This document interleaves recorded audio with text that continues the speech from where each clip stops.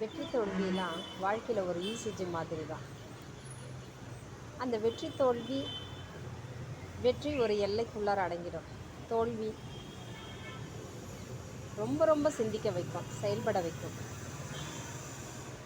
குறிப்பாக நம்ம எல்லாருமே வெற்றியை மட்டும்தான் மகிழ்ச்சியாக கொண்டாடுறோம், ரொம்ப ரொம்ப அலப்பறைக்கிறோம்.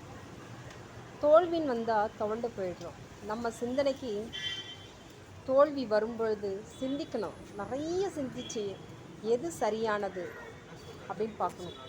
ஏன் இந்த குழப்பம் வந்தது, ஏன் இதில் தோல்வி அடைஞ்சோம் அப்படிங்கிறதுக்காக என்னெல்லாம் நடந்ததுன்னு ஒரு அலசி ஆராயணும். குறிப்பாக வெற்றியை மட்டும் இலக்காக வச்சிட்ருக்கிற நாம் தோல்வி வரும்பொழுது இன்னும் நல்லா செதுக்கப்படுவோம், செம்மைப்படுத்துவோம்.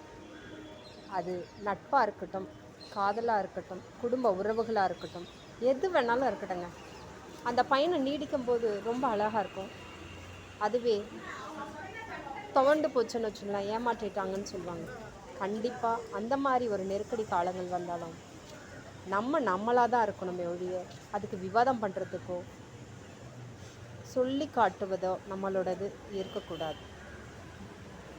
மறப்போம், மறதியாக்குவோம், மன்னிப்போம், மனநிறைவோடு இருப்போம். எது செய்தாலும் எனக்கானவங்க தானே அப்படிங்கிட்டு மனசை திடப்படுத்திக்கிட்டு மந்திரக்கோளாக மாறுவோம். நன்றி.